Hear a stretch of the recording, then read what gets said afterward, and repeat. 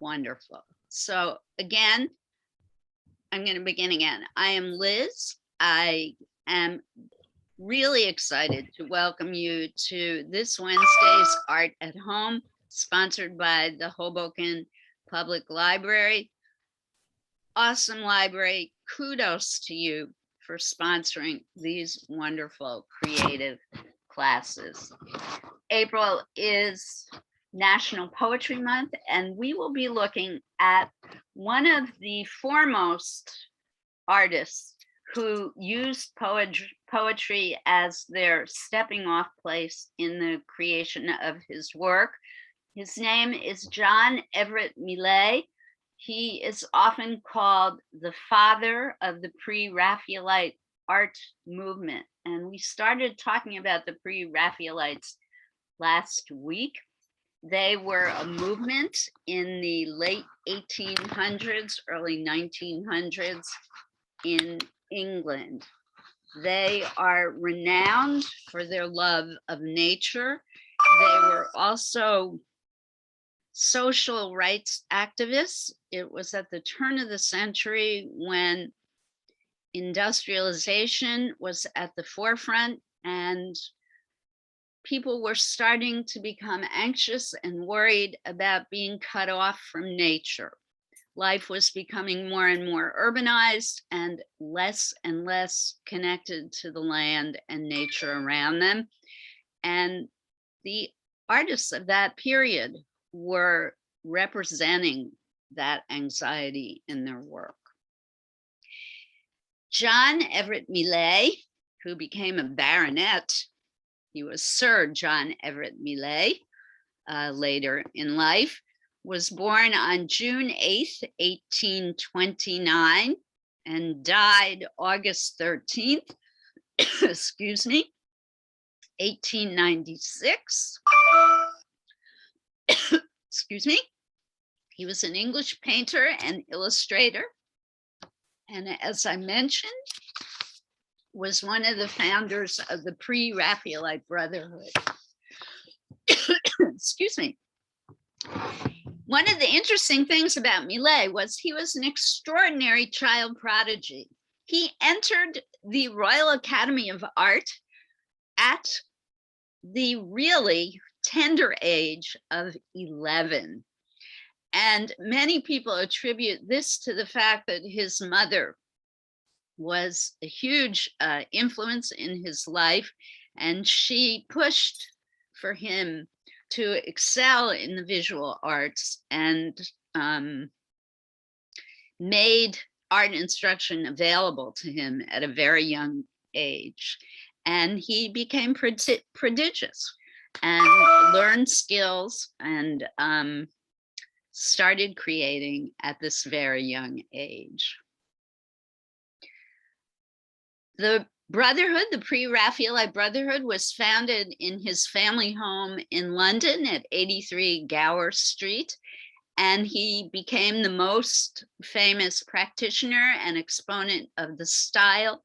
In fact, his painting, Christ in the House of His Parents, which was painted between 1849 and 50, created a large amount of controversy because of the way he portrayed the subject matter of Christ. He showed Christ and Christ's family in a very naturalist way. He showed them as regular people going about doing their daily chores. And this was unheard of at that time. Prior to that, Jesus, his disciples, and family were always shown in a very prescribed way. They all wore particular colors. For example, Mary was always in blue, and they were really dressed more as royalty and not as everyday people. And this kind of representation of historical or holy figures as everyday people was emblematic of the pre-Raphaelite movement, and it was what made them revolutionary in the eyes of the viewing public at that time. And it was what Millais really became most famous for. In the mid-1850s, however, Millais moved away from the pre-Raphaelite style and developed his own new form of realism. He became hugely, enormously successful and became probably one of the wealthiest painters and most successful painters of his day. Many of his contemporaries called him a sellout, which is kind of familiar and contemporaneous with artists of our time, who are often accused, many of the more commercial successful artists are often accused of being sellouts, particularly those who are making it in the New York art scene. And one of the really interesting things about the personal life of Millais, and maybe many of you know about this, is that one of his models was Effie Ruskin. Effie Ruskin was the wife of the most important art critic of the day, John Ruskin. And she modeled for Millais. And during the course of her job as his model, she and Millais fell into deep love. And Effie separated from Ruskin, married Millais. They later had 8 children, so they had a long, happy marriage. And that was just the huge scandal of the day. They had an annulment. Apparently, it was proven that she and Ruskin had never consummated their marriage and were able to have an annulment. And it was this enormous scandal. There have been plays written about this. Emma Thompson actually produced a movie about it, which I've never seen, but I'm going to look for it. And I think it's just a wonderful little side note about Millet's life, and kind of fits with his whole philosophy of art. When we look at his paintings, you'll see this kind of very romantic quality to his visual work. So while he was at the Royal Academy of Arts, at only 11 years of age, he met Dante Gabriel Rossetti, and he is one of the other artists who helped him form the pre-Raphaelite Brotherhood. So that's important to note. And then in 1851-52, Millais created the painting Ophelia, which we are going to pay particular attention today, because it is based on the poetry of William Shakespeare. And some of the things I want you to notice in this picture is the really dense and elaborate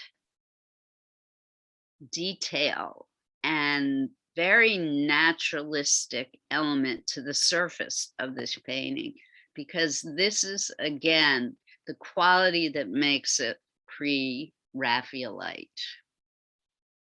He was drawn to the poetry of Alfred Lord Tennyson, as was our artist last week, if you recall. So poetry was really a very large inspirational part of the pre-Raphaelite expression. All right, anyone have any further thoughts on Millais or the pre-Raphaelites before we start looking at his work? No comments. I see there's a whole bunch of things in the chat. Let me check that before. Okay, so it does not seem to be related. Good. Good morning. Good morning, Dina. Good morning to everyone. Oh, sorry about Lauren. Dina, you might want to encourage her to just come and listen. She is listening. She's just in bed listening. Okay, good. Hi, Lauren.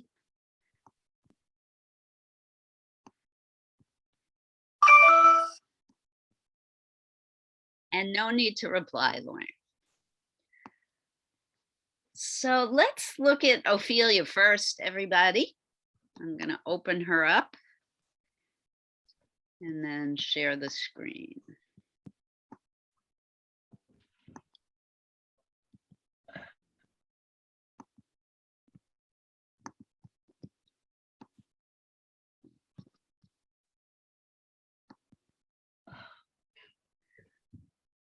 So notice again the incredible density and complexity, the attention to nature, the exquisite detail in this painting.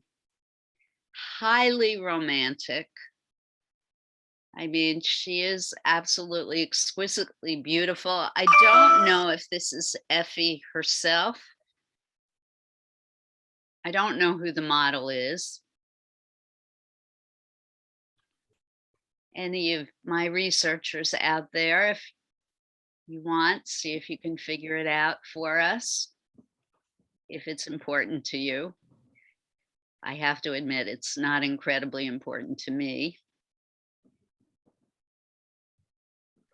So those of you who may be unfamiliar with the story of Ophelia, she felt rejected by Hamlet. And in the story of Hamlet, Hamlet was kind of being pushed on Ophelia, and she was developing a huge crush on him. And he, of course, was obsessed with the death of his father and his belief that his father was murdered. And he had no time for poor Ophelia. And Hamlet had killed Ophelia's father, so there was a lot of stress on poor Ophelia at this point, and she killed herself. So this is a picture of her drowning herself at the moment of her greatest tragedy. Death of her father, rejection by the man she loves.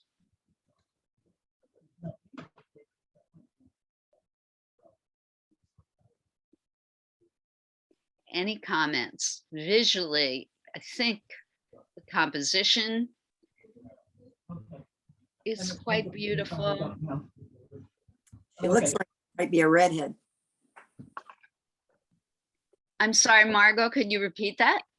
Yeah, she looks like she might have been a redhead. What I can see of the picture, I'm on my iPad. Yes, she might be from your clan. A homage. I love that she is definitely the focal point of this painting, dead set in the middle of Millais' composition. And the fact that her skin is so very pale, which again is a pre-Raphaelite thing. They loved their women very pale, and they would exaggerate that by highlighting them and then putting them against these very dark backgrounds. Does make for striking composition. I love the way he continues the light highlights with the tiny white flowers. So for me, the composition starts down here at the very bottom of the image and literally floats through the painting, across her face, over to the light hand, and then over in through the darker foliage of the bush by the water's edge, and all the way up to the outer edge of the composition. I think that's really beautiful. then the little tiny pieces of light on her gown and in the floating plant life in the water. It's exquisite. Even if you don't like this kind of romantic painting, one has to admire his skill and technique.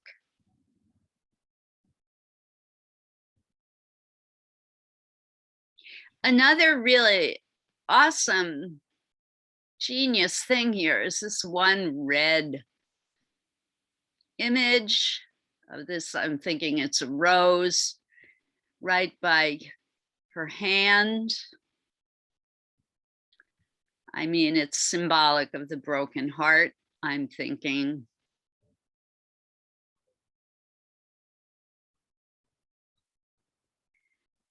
And the poor maiden breathes her last gasp. And with that, we're going to close this image and look at another one. Let's look more at one of his landscapes, if I can find one. I think this one. Yes, landscape with figures.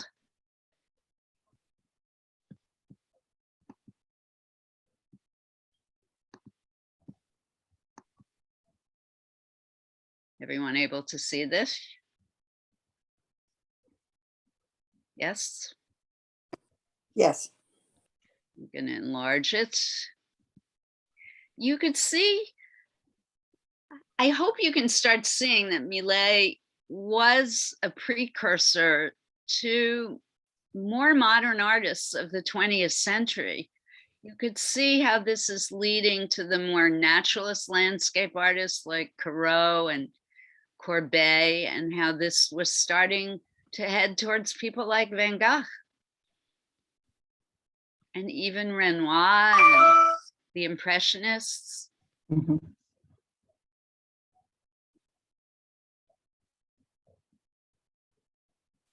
And this kind of thing of showing nuns at work, I mean, this was unheard of.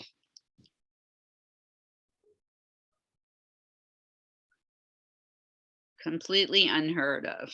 And apologies, I'm gonna turn my phone off. So I'm gonna lose focus here for a moment. Sorry about that. Again, I'm impressed with his contrast in this picture, the very bright whites of the sisters' wimples against the very dark habits. Quite beautiful. The attention to detail in the nature, you can almost see every single blade of grass, almost every single leaf in the trees. The very bright white cloudy sky against the dark hedge. There's a hedgerow here, there's the top of a roof, and I believe there's a fence, a stone fence beneath the hedgerow. It's difficult to see in this digital image.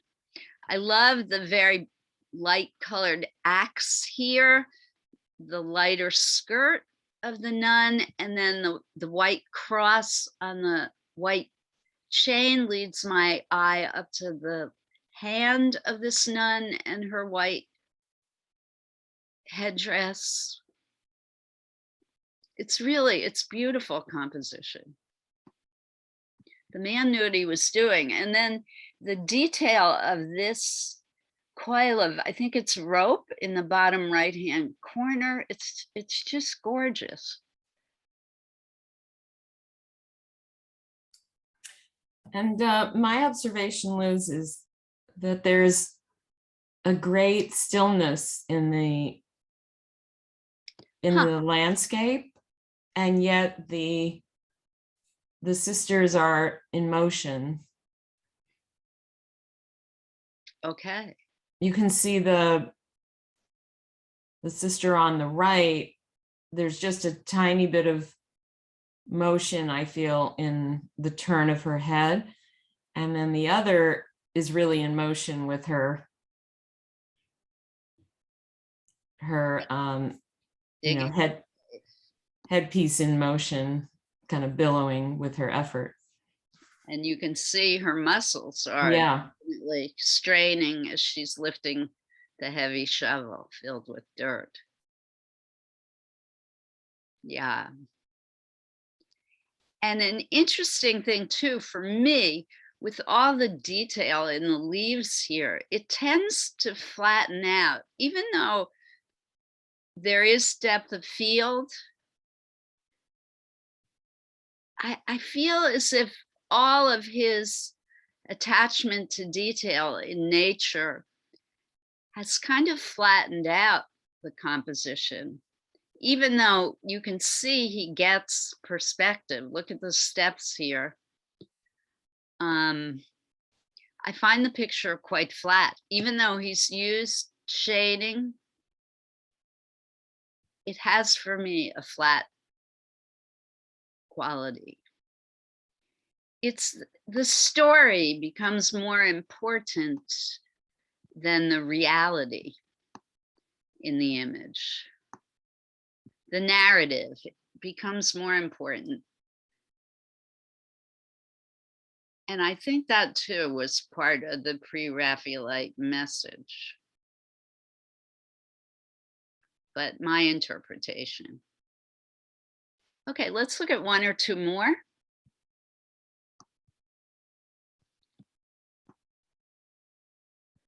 And then we'll get to work.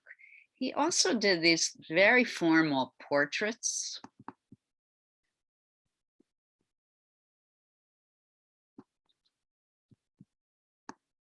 So I want to show you what that kind of work looks like.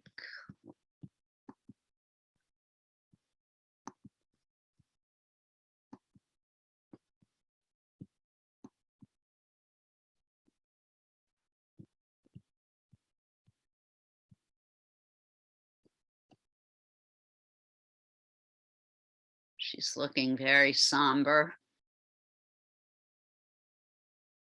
Again, his use of light and dark is extraordinary.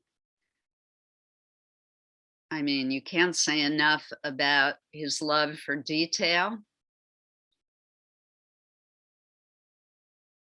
The way he's captured the shimmer, this very satiny quality of the fabric is fabulous. I'm guessing it's some kind of silk.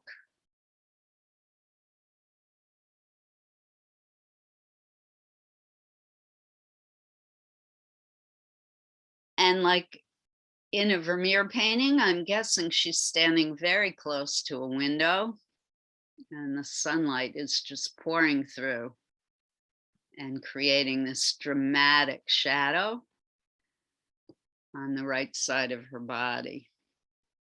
Left side of the image, but her right side. Not sure what this thing is down here, inkwells or something, but I love the way the light is hitting. I think they're silver. The way the light is making these objects shine. Just really beautiful. So for me, composition wise, my eye does travel from these two light objects in the lower left up to the letter she's holding, follows the white light up her arm, back, across her shoulder and back, up her neck, across the light area of her face, and then down her headpiece. What would you call this? A bonnet? Whatever this headpiece is that she's wearing. And look how he's captured the feeling of lace in that. Excuse me. Bad allergy day. In progress. And the woodwork. he's taken the time to really capture the wood grain of the cabinet that she's standing in front of. It's wonderful.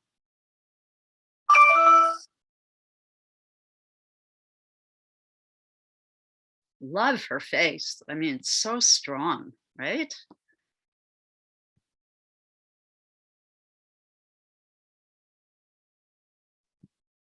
No comments, guys? How great is it that she's off center? I think this painting would be infinitely less interesting if he had placed her right in the middle. So this is something to think about in your work today. Put your main object, the focus of your attention, put it off to the side. Make your composition a little off kilter for interest. All right, let's look at one more.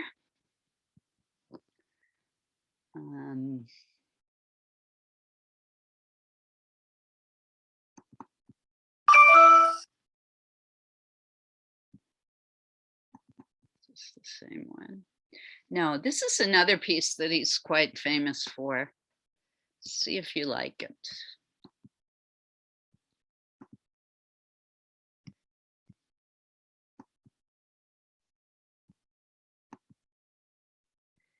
So I believe these are the two princes that King Richard the Crookback murdered. So this is a very tragic portrait. Richard III, right? Was Richard the Crookback. Again, he's referring to Shakespeare's work, influenced by the classics in poetry, our Millais.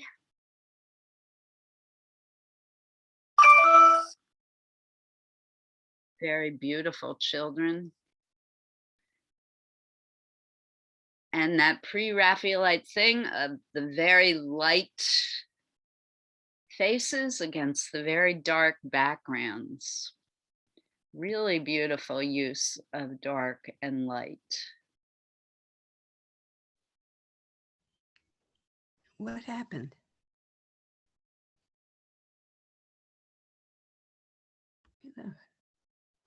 What just Right. I just lost you. I don't know what's going on with this machine. And who is talking? Is that Robin? Are you having problems? This is, yeah, I just clicked on to say something and then I went to this crazy page and it said reload and I'm trying to reload it. It said this page has been blocked by Chrome. I think my Chromebook is a mess. So I'm so Well, sorry. we can see you if that's any consolation, and we can hear you. Okay, so I'm just gonna see if, well, anyway, You might have to just log out and I'll admit you back in. You might want to. There you are. There you are. Yeah, Okay, good. thank you. No, I was just so struck by the figures and the proportion of the figures and the feeling in the figures. Let's put it back up. The faces and everything. It was like I just love it. And the way the hallway was dark going up. I mean, it may be tragic. I don't know what it is. All I know is that there was so much feeling, presence. Everything was black, but you could see the legs, you could see the features, you could see the faces lighted up, and you could see their connection. I mean, it's just brilliant and moving. That's all I guess I would say. I agree. Can you see the image again, everyone? Yes. Yes. It Yes. is. Yes. It is moving. I would agree. I would agree. Liz, I missed part of the class because I couldn't get in. And what is the emphasis in this class and what you're wanting us to? Oh, you just came at the right moment. I'm about to talk about that. Oh, good. So Millais loved nature as you could see from some of the paintings, not the last one we looked at, unfortunately. Here, let me put up Ophelia again, because it really shows. Oh.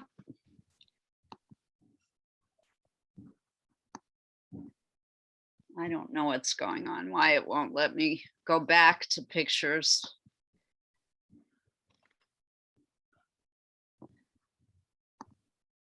Oh, I know why. Hold on, everybody.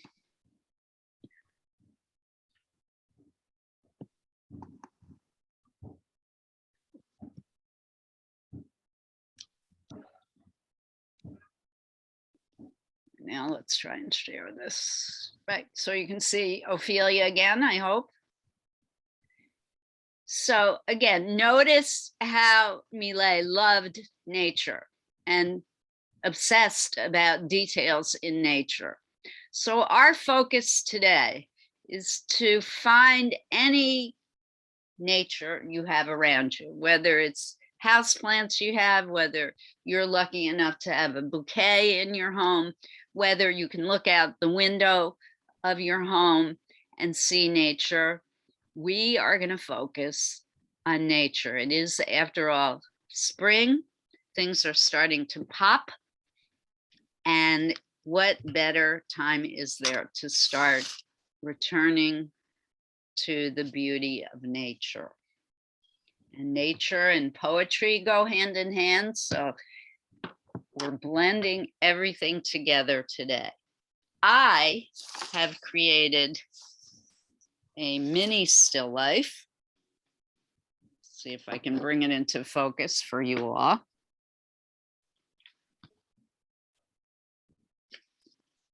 On my workbench here in my at-home studio.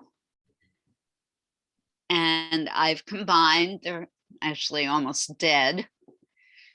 Millais probably would like that too. Flowers and some shells, because I absolutely adore shells and I collect them. And because I feel like it's time to start celebrating color, we've been in gray, dead winter for so long, a piece of wrapping paper that I had nearby, and I've created a little still life. So what I would like you folks to do today is either look for these natural forms in your home, or look out your window, look in your backyard if you have one, or your front stoop, and find things to either draw or paint. I want you to think about dramatic composition today, as I mentioned before, and put your things in unusual positions. But as in my still life, I want your forms to touch and relate to each other. So notice the way I've made my shells touch, and the shell is touching, or almost touching. Let's make it touch. Touching the vase in which the flowers sit. So the forms can relate to each other. And the piece of paper that the things are sitting on can work together as well. But I really love how the main object, my vertical piece, is off center. And I'm going to use that to my advantage. I'm not sure if I'm going to turn my paper vertically or horizontally. That's going to be my first decision. I will go from there. I'm going to work first in pencil, and then today, you do not have to use soft pastels. Anything will work today. Watercolor, if you get to the coloring part of this project, you can absolutely just work in pencil. That would be awesome. Or you can go to color with colored pencil, colored pencil for me is really, when you're celebrating nature, the best media to use, because it's the closest to natural color that you can get with art media. But you could use watercolor, you could use acrylics, you could use soft pastels, you could use crayons or oil pastels, whatever media you feel most comfortable with.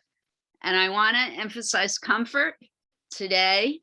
I want you to think about taking care of yourselves and expressing yourself in a way that's easy for you and soothing.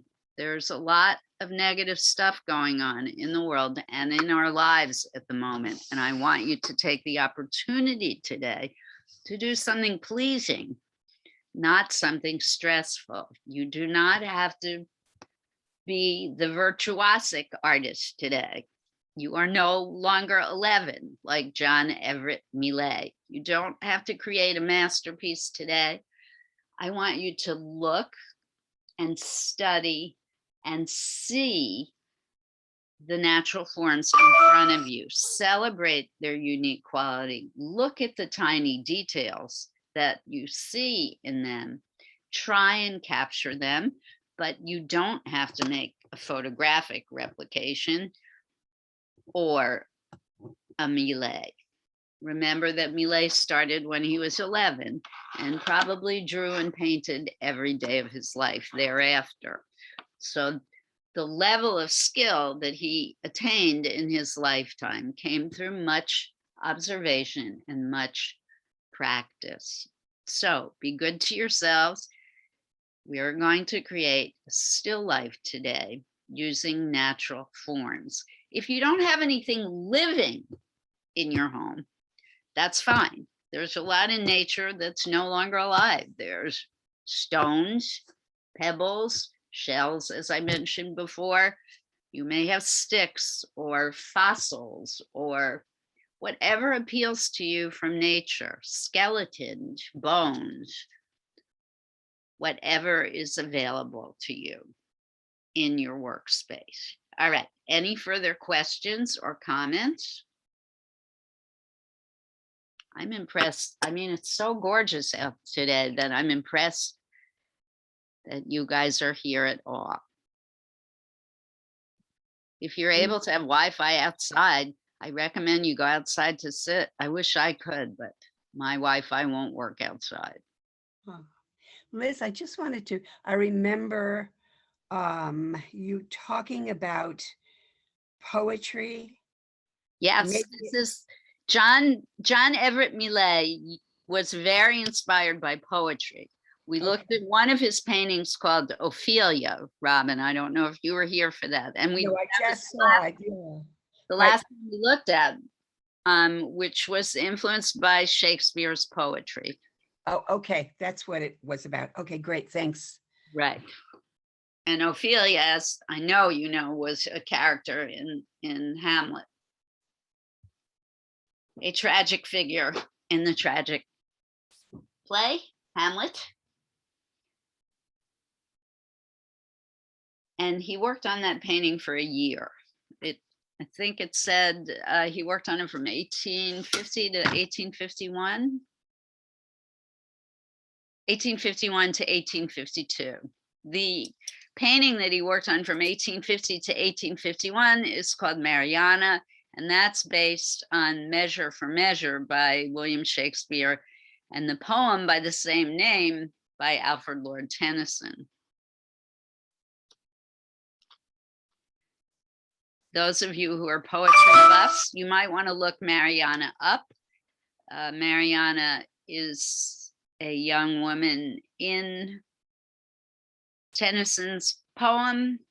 She was to be married, but was rejected by her betrothed when her dowry was lost in a shipwreck. Oh my gosh. Can't get sadder than that. But our art today, I'm hoping our art today is going to give us some happy thoughts. I'm in need of some happy thoughts. I don't know about you folks, but I'm looking to create something colorful and bright today.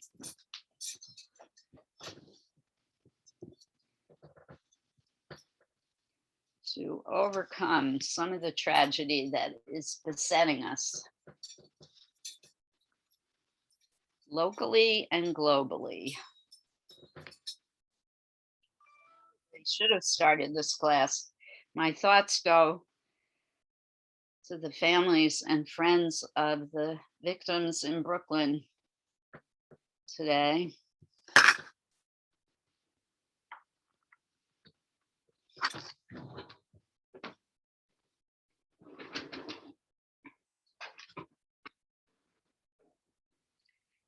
I think I'm going to work horizontally.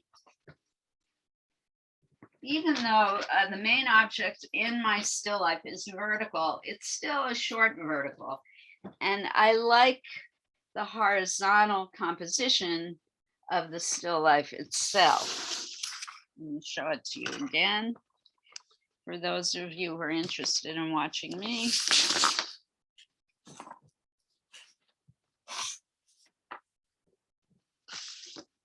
The things are arranged in a horizontal way. Now I'm gonna put my camera back towards my easel. If you want to watch me at work, I don't recommend it. It's better that you focus on your own work, as always. In fact, I'm going to turn my whole still life towards me so I can see it.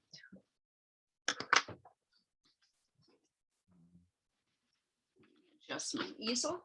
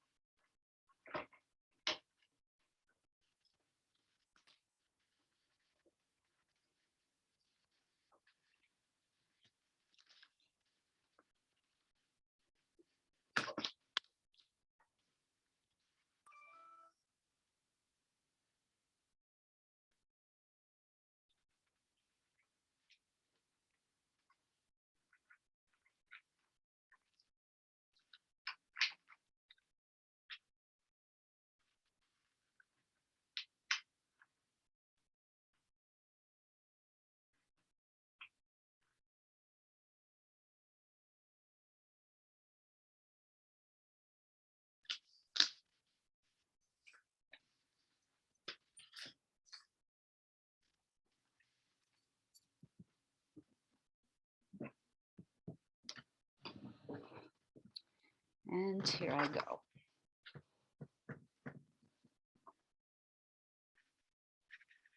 I'm also going to put my lights on.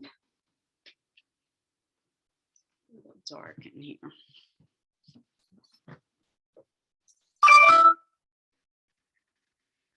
So even with a still life, I'm starting out with gesture drawing, holding the pencil very loosely, just to block out the composition of my image. Holding the pencil by the eraser.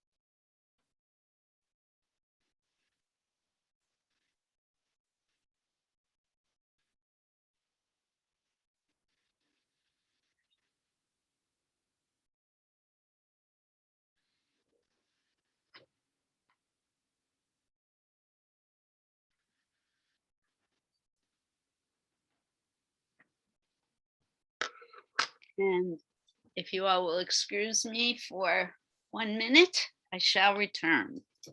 I have to get some paper towels.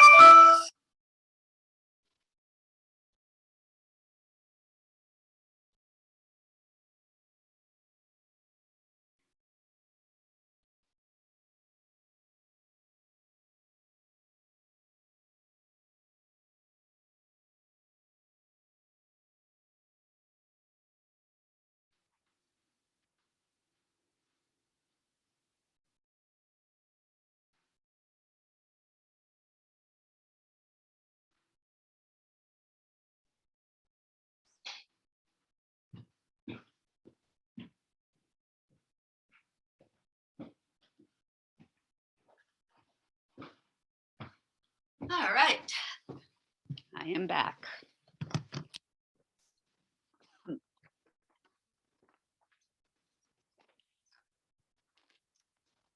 So I'm at the stage now where I'm going to start with pastels.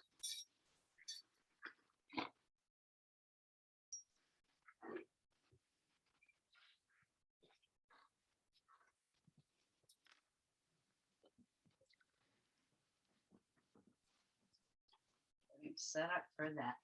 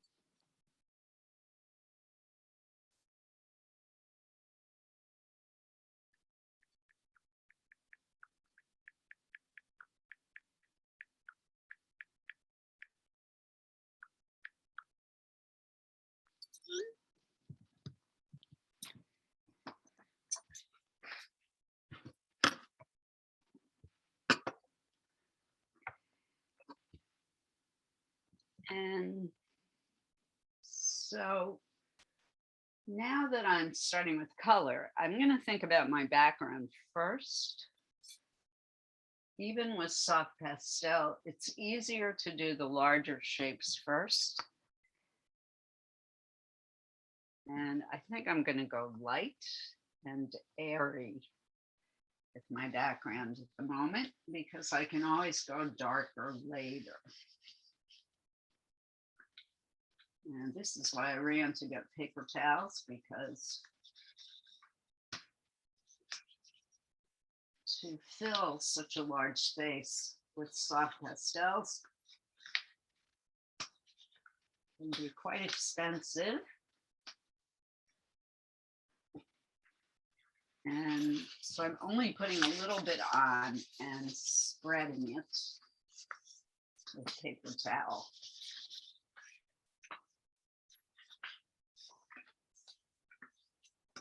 Instead of creating a thick, heavy layer.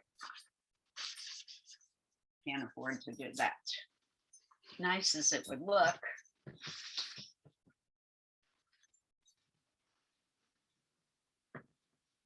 It's gonna happen today.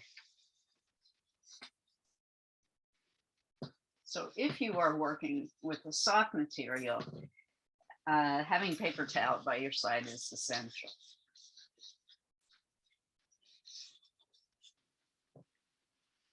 And if you're working with wet stuff, obviously you'll need paper towels too.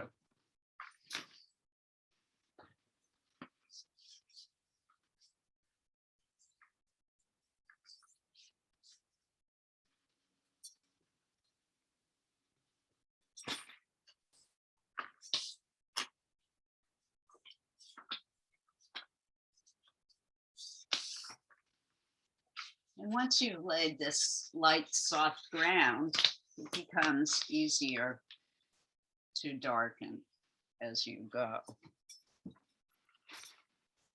And I think with still life, more than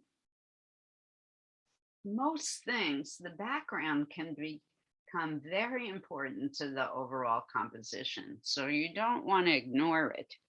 Because the objects are still and static, the background can take on a very exciting life of its own and can help you to define the forms of the things in the foreground.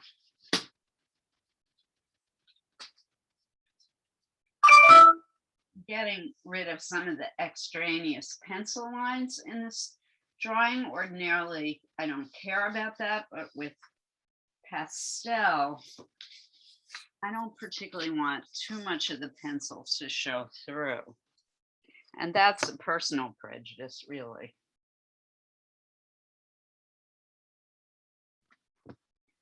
Not sure where that comes from, but probably some teacher along the way told me to do that. Again, I'm starting light. The vase that I'm looking at is white. So I'm laying on some white pastel for starters, but it's got some very beautiful shadow, which I will work on momentarily. Not quite just yet.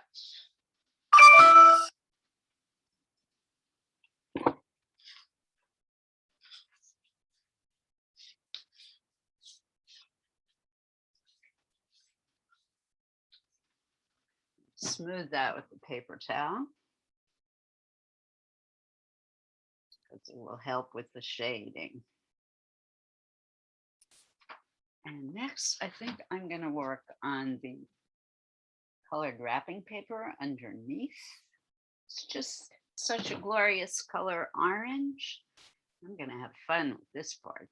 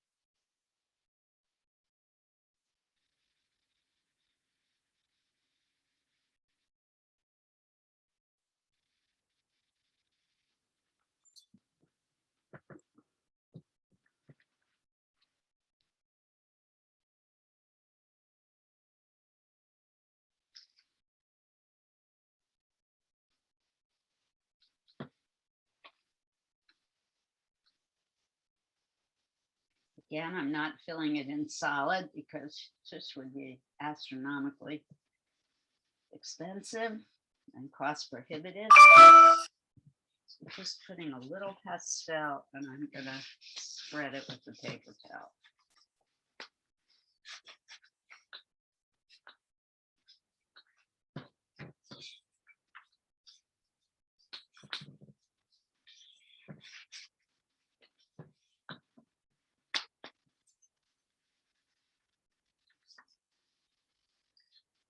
And my fingers, which is the most funnest part of all.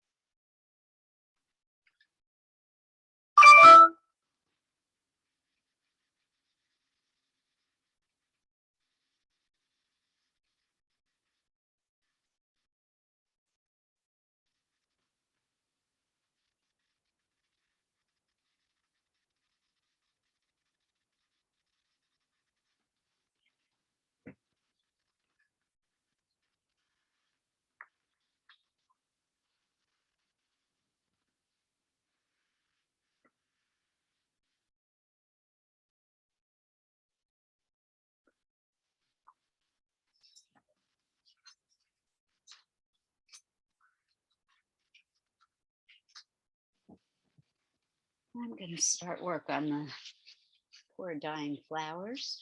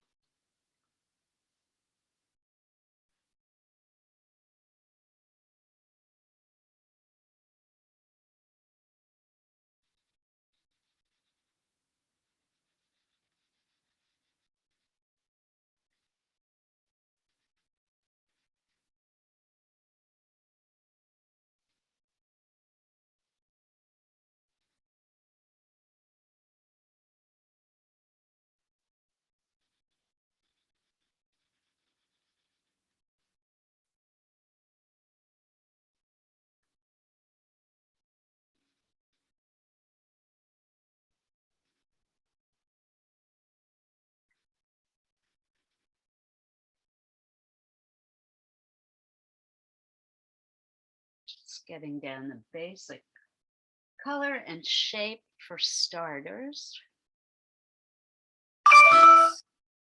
Not really exactly the color I want it at this point, but I will go back and continue to work on it till I get it right. But right now I'm trying to still work out my composition.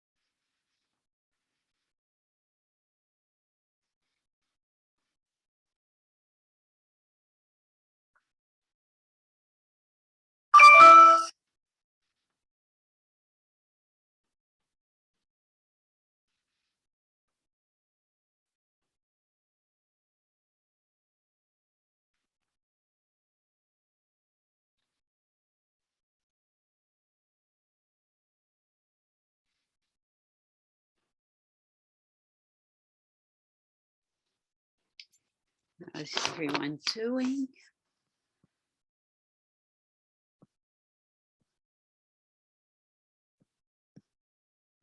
Looking good.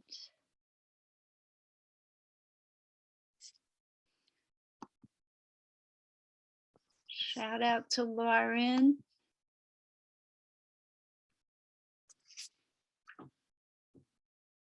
Not much to listen to at this point, Lauren, but I hope you're still with us.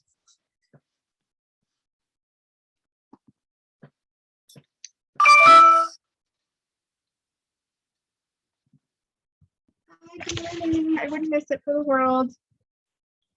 Happy Wednesday, everybody. So glad you're with us. Ditto. Thank you, Lauren. Oh, thanks, guys.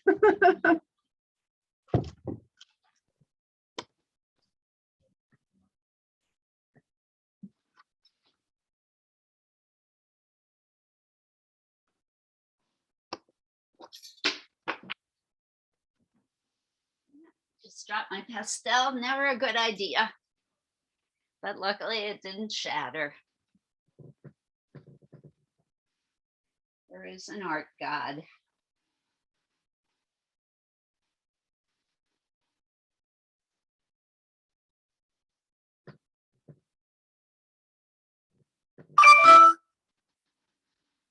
I'm still in that stage of getting my composition down.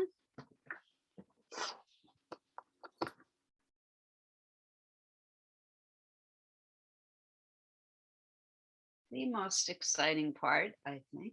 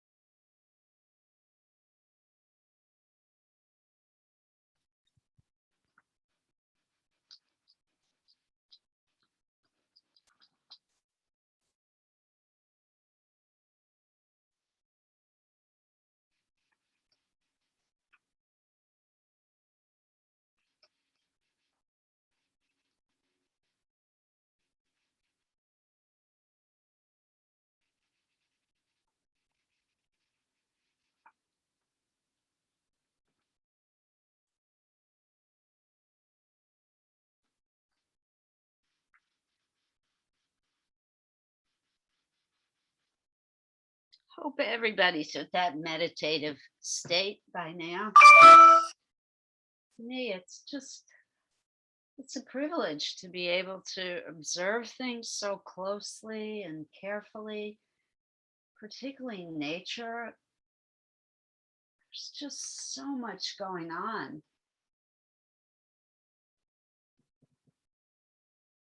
Even in something we think of as being so simple, like a flower, it's so complex.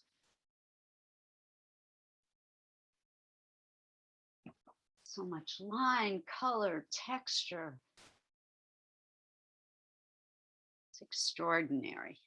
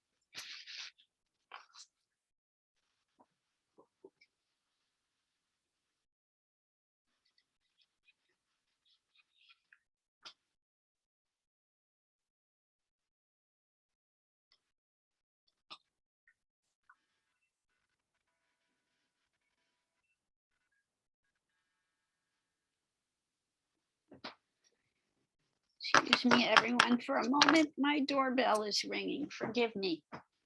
One of the problems with doing virtual.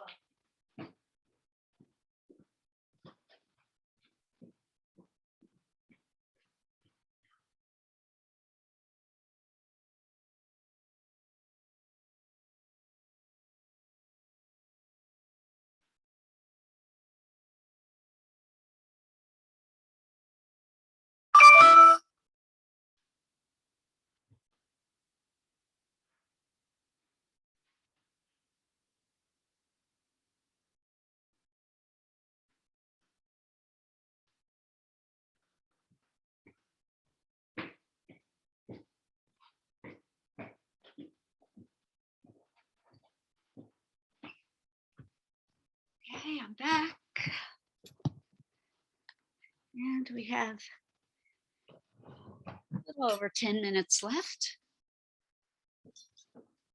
Everybody okay? Looking good. Everybody busy?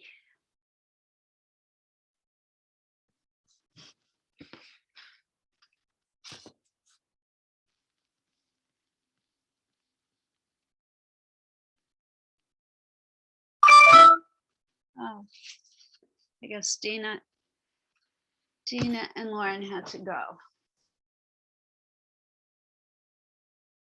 We shall miss you.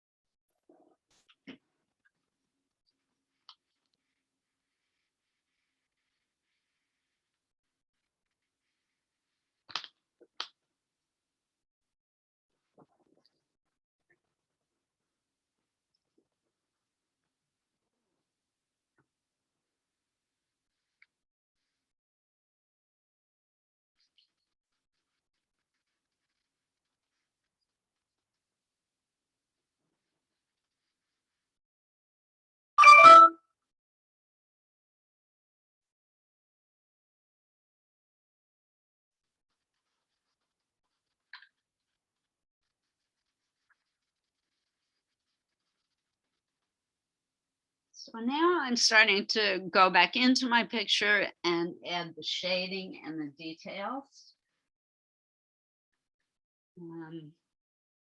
Starting first with the shells at the bottom, because they have some of the most dramatic shadow. And in this light, the shading on this shell is a lovely lavender color, which really goes so beautifully with the lavender flowers that I have in the vase. It's just kind of magic how that's happened.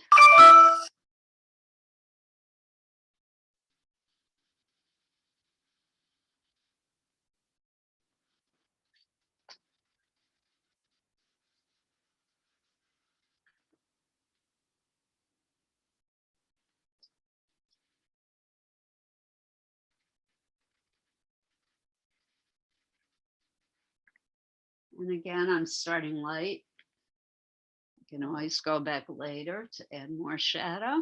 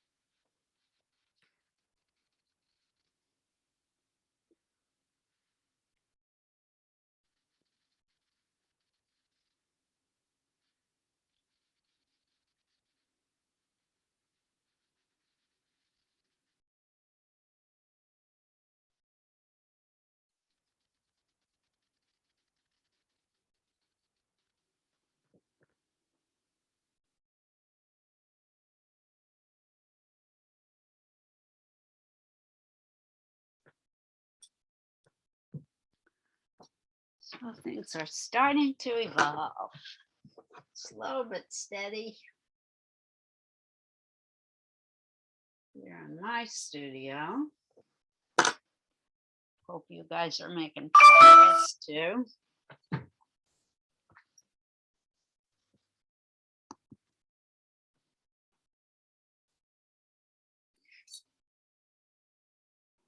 Oh, just one more minute. So I'm gonna have to stop.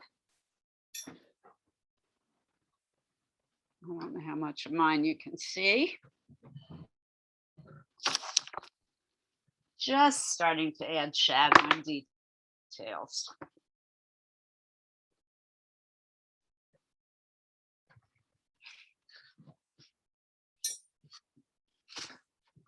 I'm gonna check for you who our artist for next week is and put it in the chat box. And then we'll share.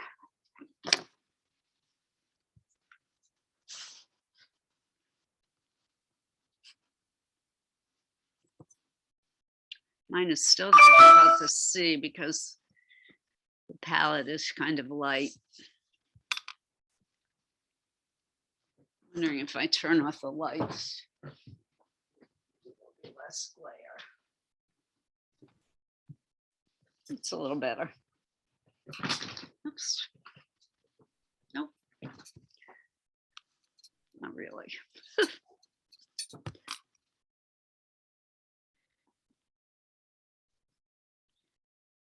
Minimize for a minute.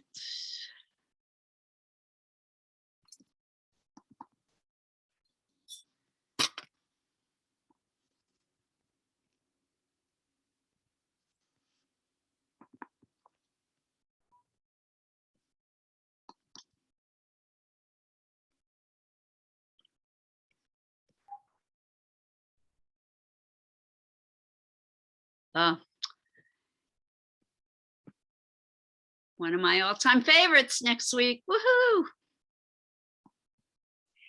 We will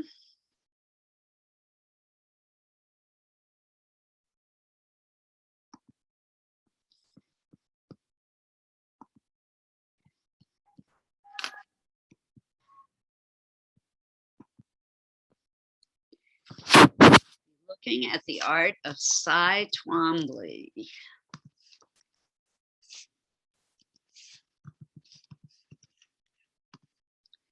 And he is an artist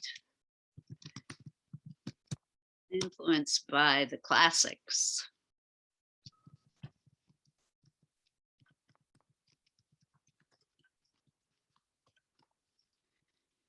So Greek and Roman mythology and the poetry of people like Homer and the Odyssey.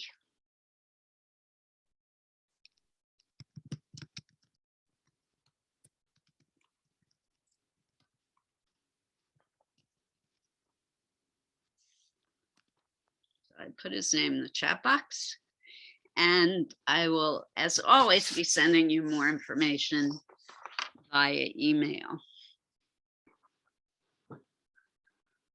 at the end of the week.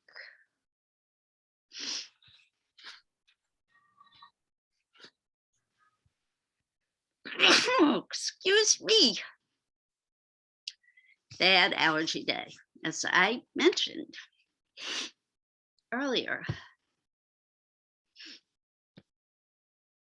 All right, so sharing time, and because we got a late start, apologies for that, and thank you everyone for allowing me to speak.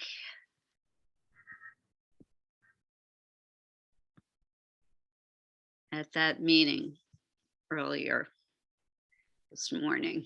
That meant a lot to me, so thank you very, very much.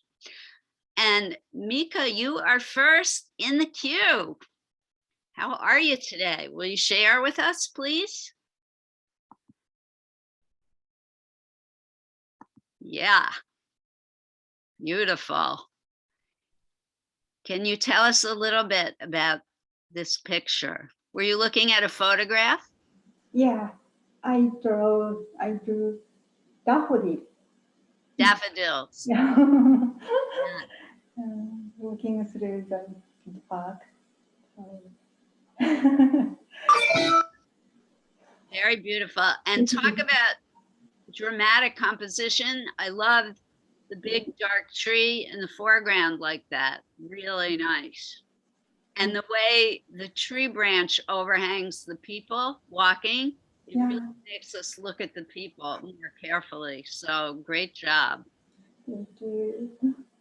Please send me JPEGs when you are finished. Awesome. Thank you.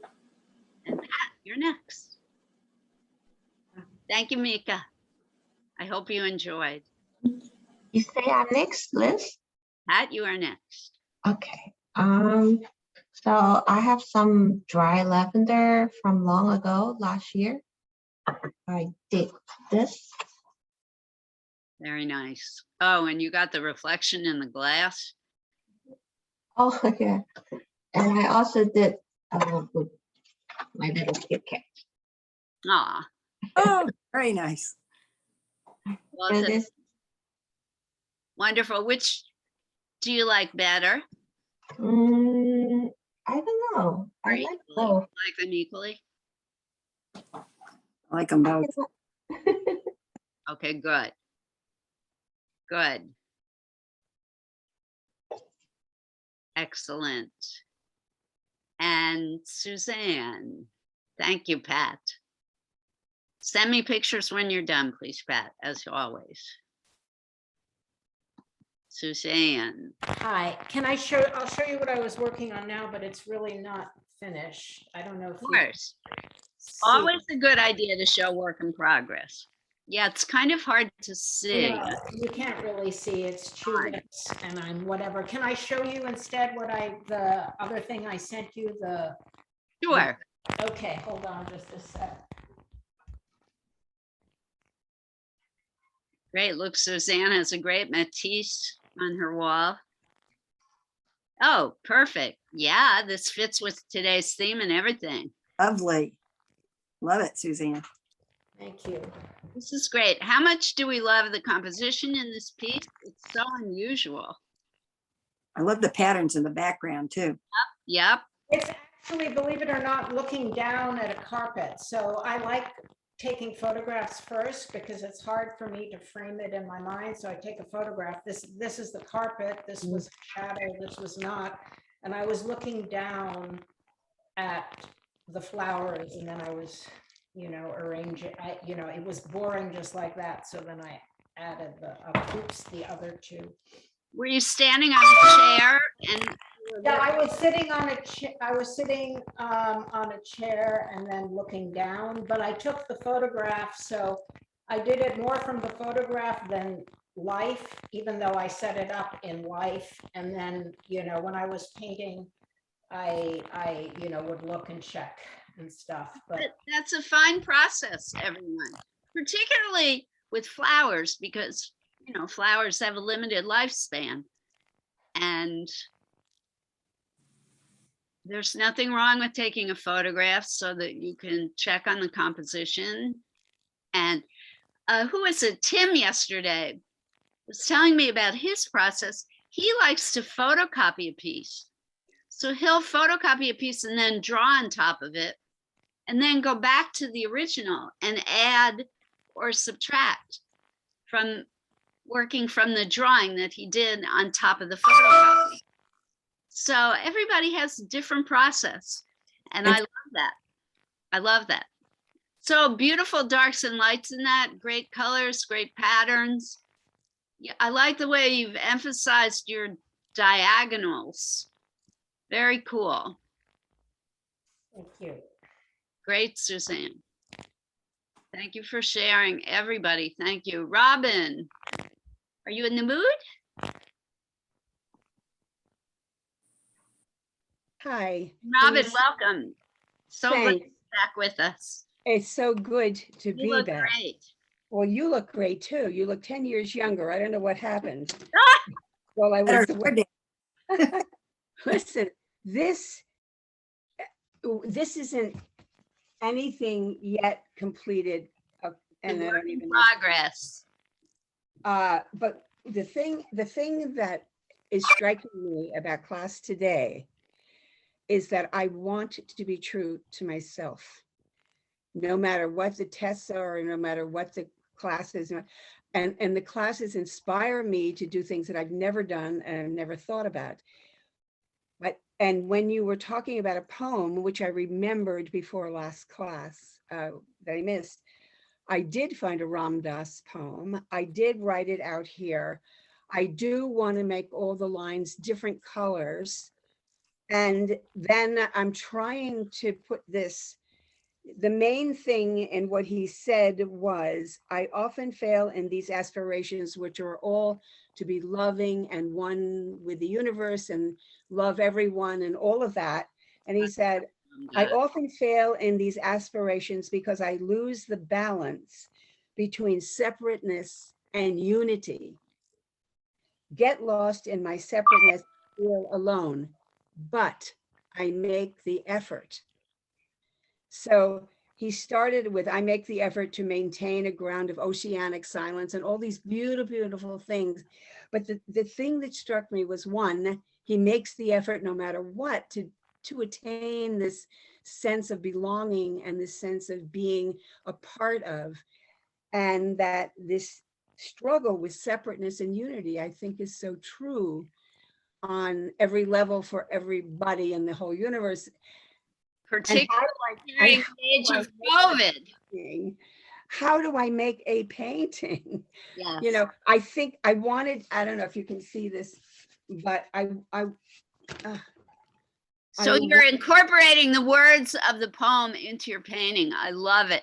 I'm trying, but this, I want to go back and start and working on this again. I do a flower. I wanted to do the flowers because you suggested it.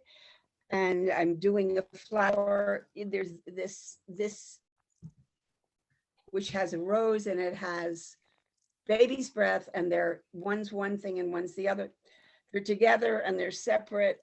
I don't know if I can make this particular painting work, but all I have to say, Liz, is that just the fact that you show us something and that it touches something in us, and then I realize how much I need to be true to myself in terms of how I'm going to express this. And this is a wild class for me, that this all helped this come up. Okay, so whatever.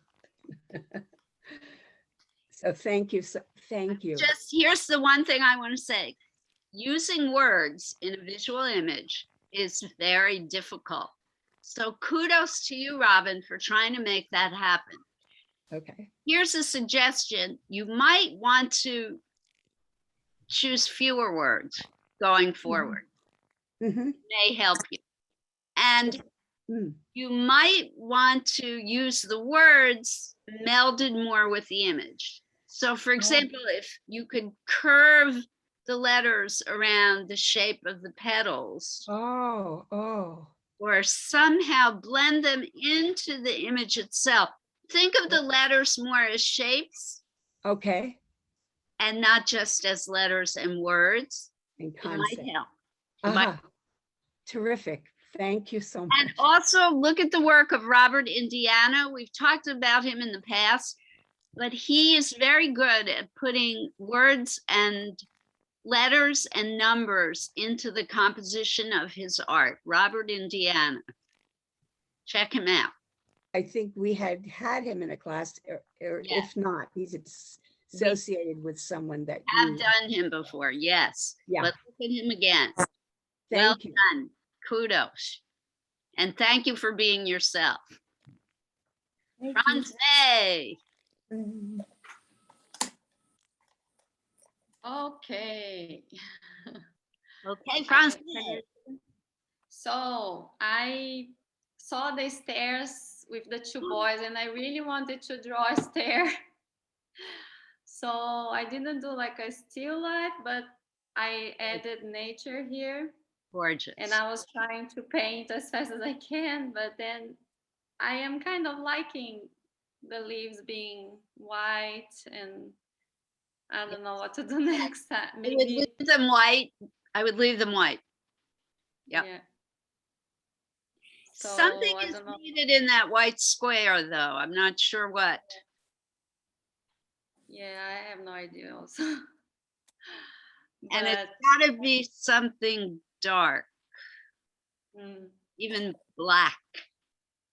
yeah, I was thinking about putting black in here and maybe just detailing the leaves with Yes, black too. Yes. Try it.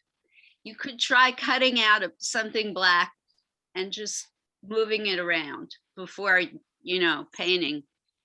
Before doing Okay. anything permanent, I would cut something out of black paper and play with it, move it around, see where it goes. Mhm. Yeah, Awesome. Whew, thank you. you guys are just making my day. Thank you. Jane. Thank you, Francine. We are almost out of time, but I wanted to say how much I We're gonna appreciated. go over by just a few minutes because we started late today. Yeah, I just want to appreciate what Robin said, and I feel like that's where I've gone in my, quest to be creative and not forcibly. So today I'm making some more of what I call my confinement claws. And I'll just show you a few of them. So I'm looking to replace polyester and celluloid sponges with something more natural. So these are all little confinement cloths that I started making in the pandemic. And initially they were face cloths, but now there are for the kitchen. And they work great because they're recycled, upcycled, they're pretty. And instead of throwing them away in the landfill, you put them in the machine with your clothes, and then they're ready to go again. And I've started giving them away to people. So I'm feeling motivated. Each day I try to make like 3 or 4 of them and then have them available when I need to give them up. I want one. And here's a suggestion. You could find a fabric that you could draw on with fabric marker, and then you could do your own artwork on them and combine all your talents. Oh, that's interesting. Yeah, because I'm using mostly, I'm using mostly like, vintage fabrics and found fabrics and old, and recycling terry cloth. And then I have fun combining the patterns, like this was a pattern that I bought and I like how it works with. So, it's just like little ways to smile when you're in the kitchen and you're about to wash the dishes. It's like, oh, I have this sweet little sponge to use, and anyway. so that's what I was motivated to do today. I would be honored if you would gift me with one, because I would be happy to. And I had to work on the design because green team meeting to talk about it. Lovely. I was making initially washcloths for the bath, and then I switched to these, and then I was like confused. Which ones am I using for the bathroom? Which ones for the kitchen? So the bathroom, the face cloths all have a little hook, a little hanger. And these are for the kitchen. So I've refined my design. You've got a business too, baby. There you go. So if you have any color preferences, Liz, let me know and I will select a few for you to try. Me, anything in the earth tones. Okay, cool. Thank you. Wonderful. And it does fit with our pre-Raphaelite Brotherhood theme of nature and preserving the environment. So awesome. Thank you. You're welcome. Margot. Okay, I can show you what I continued to work on yesterday, or I can show you the dandelion thing. Let's see, can you see? Replace spotlight. Oh yeah, this is what you were working on yesterday. Or Yes, I wish you'd done the background. first, I know. First, you're going to be in HELL working on the background of this. The grass is the background. Oh, okay. Are you going to fill all that white space with grass? Yeah, well, not at the top of the tree. That would probably be sky, but Yeah, so that's really going to be challenging. challenging. But boy, the tree is wonderful. Do markers run? If Oh, you- you're if I- doing it in marker. No, you'll be fine. Well, Right. they will smear. Just be careful. Okay, They will bleed into each other. Yes, at the edges. Just yeah, this be- is the tree from yesterday. love it. Okay. So what'd you do today? I didn't do, I continued on the two things that are unfinished from yesterday, so nothing really new. This is the Love dandelion. this. Is this pastel? No, this is Oh, you did this. acrylic. Yes, I've seen this one. Yes. But you Love yes- it. You showed me yesterday. yeah, but I filled in some textural things and the background a little bit. I don't know if you can see. Yeah, I think this one's finished. Yeah, I think, yeah, I'm You made it a little darker behind the flowers. Yeah, that's terrific. okay. Yes. Sorry. Shadow on the top. It looks like a few folks. We lost Heather. What happened? All right, I guess that's it for today. Cy Twombly next week. And way more fun with poetry related art. Oh, and Liz, could I make the plug for the Church Square Park poetry? Because I love it. I saw it myself. Yeah, I'm going over there today. I haven't even seen it. So for anyone who's nearby, please have a look through Church Square Park, where there's a poetry project hanging poetry right on the beautiful trees of this historic park. And the poetry is all related to trees. That's why Correct. it's so wonderful that it's hanging on trees. Yeah. What that's street is it what- at? I'm not familiar with Hoboken, but what It's street? right, it's right at the library. The library faces Church Square Park. Oh, okay, terrific. Okay, thanks. So 5th Street between Garden and Park. Awesome, everybody. Great class today. I hope you enjoyed. I sure did. And I look forward to seeing you all next week. I will send you an email later this week to fill you in on what we're going to do. Okay, Thank do. you. Stay safe, enjoy the warmer weather, and don't fret about the rain. It's going to stop soon. Bye. Thank you, Laura.